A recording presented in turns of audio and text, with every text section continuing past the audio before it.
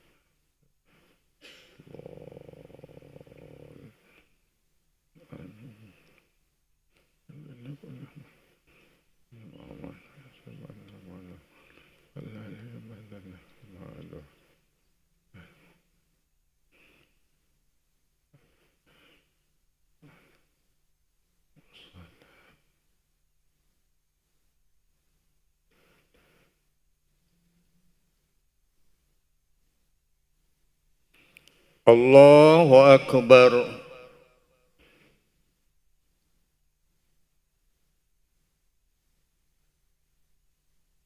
سمع الله لمن حمده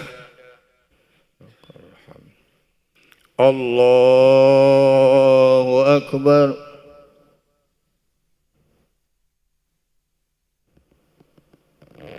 الله أكبر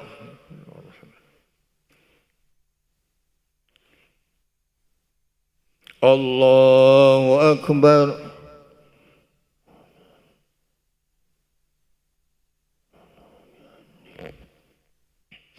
الله أكبر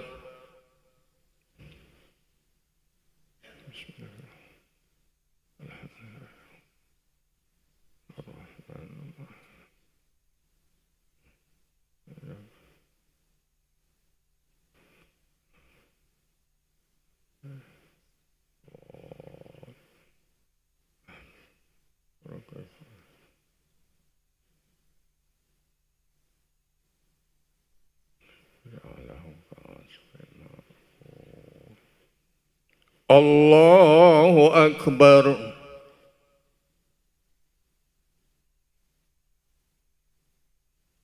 سمع الله لمن حمده الله أكبر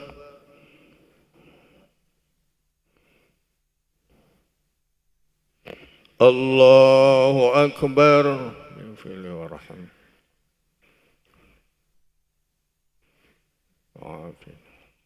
الله أكبر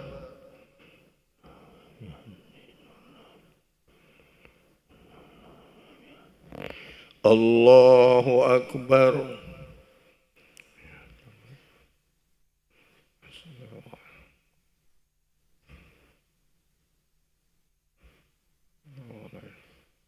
أشهد أن لا إله إلا الله صل على الله أكبر.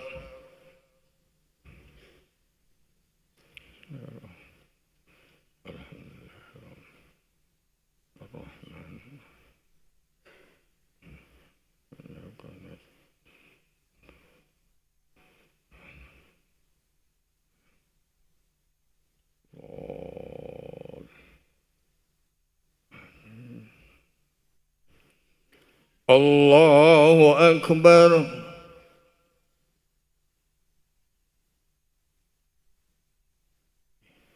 سمع الله لمن حمده. الله أكبر.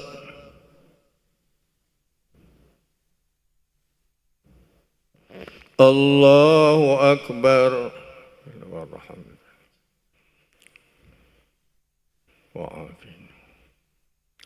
الله أكبر.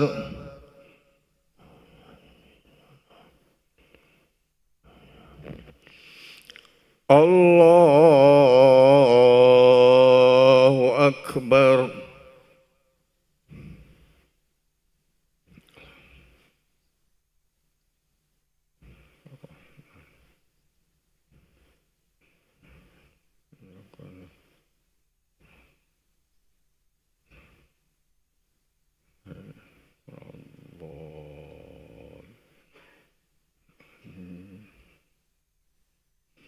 الله أكبر.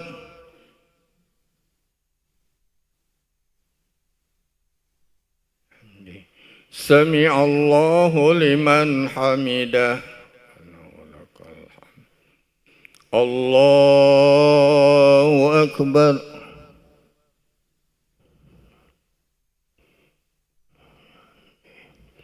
الله أكبر.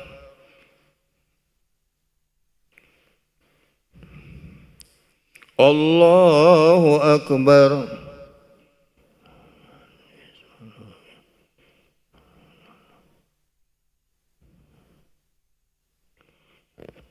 الله أكبر. التحيات.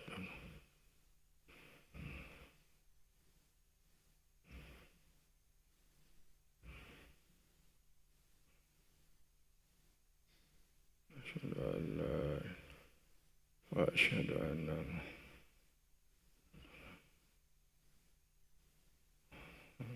محمدا